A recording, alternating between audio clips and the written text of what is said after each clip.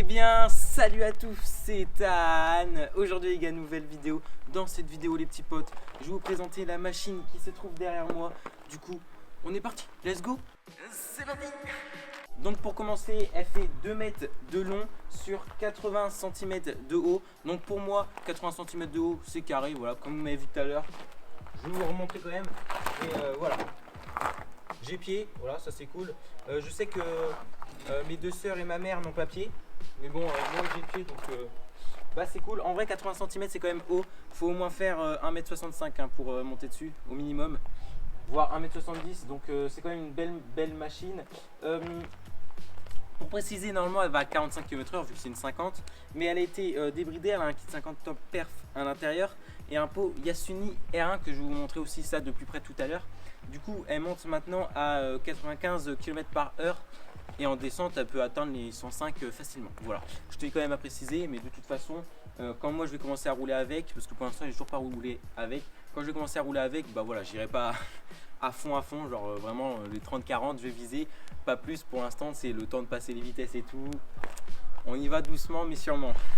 Faux. Donc voici la machine de plus près. Donc comme vous voyez, regardez, il y a des liserés jaunes sur les pneus et le ressort derrière il est aussi en jaune, donc je trouve ça trop stylé, genre tu vois ça ressort avec les jantes et ça j'adore. Du coup comme je vous avais montré dans la dernière vidéo, si vous n'avez pas vu, elle s'affiche en haut à droite de votre écran, vous pouvez aller la voir. Du coup il y a quelques rayures ici, mais bon en vrai c'est pas, on s'en fiche quoi clairement.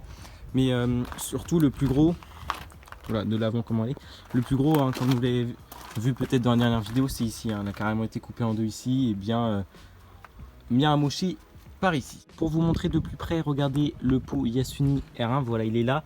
Et ici le gars a changé toute la ligne, donc le pot il est bien bleu et tout, je sais pas si on va bien voir, il est bien bleu et tout, et ça c'est très stylé. Donc en fait je vous dis ça tout simplement parce que moi je suis le 4e propriétaire et le 3e propriétaire a changé toute la ligne avec le pot, parce que normalement il devait changer toute la carrosserie, voilà, mais le gars a décidé du coup de changer le pot et la ligne tout en entière à place de changer la carrosserie, voilà. Donc pour tout ce qui est changement sur la moto, moi je changerai surtout les deux carénages avant et la couleur je pense, mais aussi les feux arrière parce que pour moi, je sais pas vous hein, mais moi je les trouve super gros, voilà. Du coup bah je changerai ça et après on verra par la suite. Sinon en vue d'ensemble elle est super belle, je la trouve super belle. Je sais pas vous mais moi je la trouve genre vraiment trop belle. Ok, donc là je vous ai montré un peu dans la globalité la moto. Là on va passer directement à la fiche technique, donc tout ce qui est par exemple le nombre de litres que peut contenir le réservoir, etc. Voilà, donc je vous montre ça tout de suite. Eh les gars, j'ai oublié de préciser, mais en fait c'est une MBK X-Power, voilà j'avais oublié de préciser, je suis vraiment trop con. Il y a tellement de choses à dire que j'en oublie des passages, c'est un truc de ouf.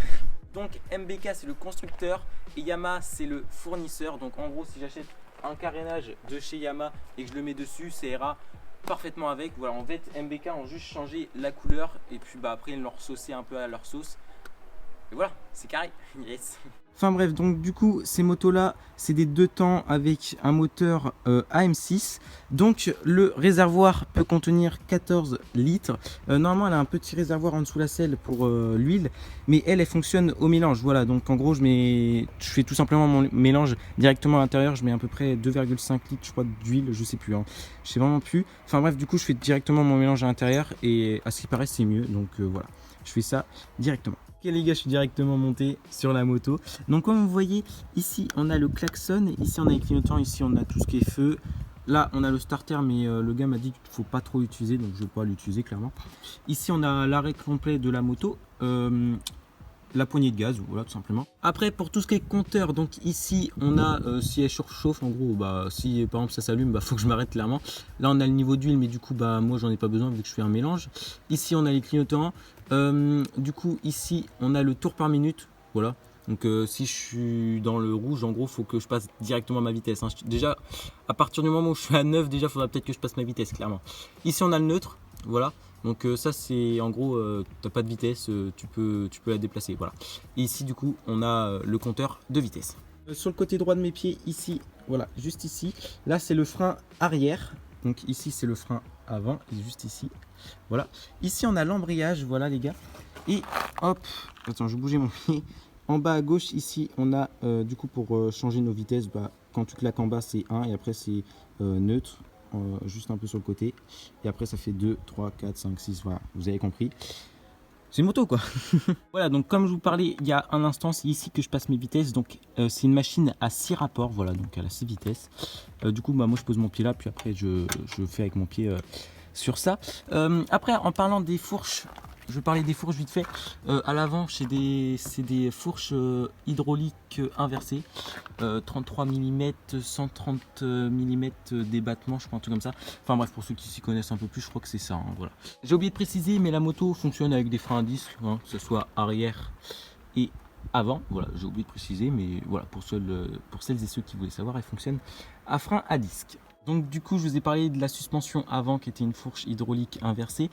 Pour celle de l'arrière c'est une fourche hydraulique mono fourche hydraulique. Voilà, une mono fourche hydraulique qui est juste ici avec le truc jaune là qui est trop stylé, qui ressort avec les liserés que je trouve beaucoup trop stylé. Après ce que je trouve stylé aussi sur la moto c'est le carénage, je le trouve trop beau. Genre là on a une entrée magnifique, là on a une super entrée d'air et ici aussi sur, je sais pas si vous allez bien voir, mais ici on a une entrée juste en dessous la selle que je trouve vraiment très stylé. J'ai oublié aussi de vous parler du plus important, c'est une moto de place. Donc vous voyez le premier, le conducteur tout simplement se met là et le deuxième lui se met du coup sur le siège arrière avec ses pieds sur les cale-pieds ici qu'on peut rabattre. Pour tout ce que je vous ai présenté, la moto pèse 114 kg, rien qu'en mécanique, sans l'essence, sans l'huile et tout. Voilà, elle pèse 114 kg, donc avec l'essence et tout, ça monte à bientôt 130 kg. Ouais, vraiment c'est extrêmement lourd pour une 50, mais voilà, elle a vraiment l'allure d'une sportive, hein. Quand moi je la regarde comme ça, j'ai plus envie de dire que c'est une 125 clairement. Donc j'ai oublié aussi de vous préciser, mais pour conduire ce genre de machine, il faut passer le BSR, ça vaut dans les environs 200 €. Tout dépend de où vous êtes situé. Moi je l'ai payé à peu près 200 €, voilà. Donc du coup, moi, alors que vous voyez cette vidéo, je l'ai déjà passé, ça fait déjà une semaine, mais moi, à l'heure que je tourne la vidéo, là on est vendredi, je le passe demain. Voilà, yes, excellent. Mais bon, c'est pas ça le problème. Normalement, le BSR, hein, 95% des personnes le réussissent, voire 99%. Hein. Si tu le réussis pas, c'est un peu que t'es débile. Mec, je vais me prendre un karma demain. Ça se trouve, même pas réussir. Ah, je suis mort. Enfin, bref, du coup, ça c'est une moto qui vaut 3000 € neuf. Donc moi, je vais pas vous cacher, je l'ai eu dans à peu près 1000 € d'occasion. Comme je vous ai dit dans la dernière vidéo, je l'avais acheté sur le bon coin. Voilà. Donc neuf, vraiment, ça vaut 3000 €. C'est quand même une grosse moto. Donc là les petits potes, je vais tout simplement démarrer la bête. Avant de la démarrer, comme je vous l'ai précisé tout à l'heure, elle fonctionne à mélange. Donc avant tout simplement de la démarrer, il faut la mélanger manuellement. Je vous montre. Donc c'est très simple, tu te mets sur ta machine et en fait avec tes bras tu vas pousser les fourches hydrauliques inversées qui sont juste devant toi. Après avoir fait ça, on va pencher sur le côté comme ça. Et après tu refais ça une ou deux fois et après tu peux la démarrer tranquillement. Donc une fois que j'ai mélangé la moto, voilà, je mets le contact. Elle fonctionne avec un démarrage électrique, donc voilà, j'ai juste appuyé sur le bouton ici. Et voilà, la machine a été démarrée.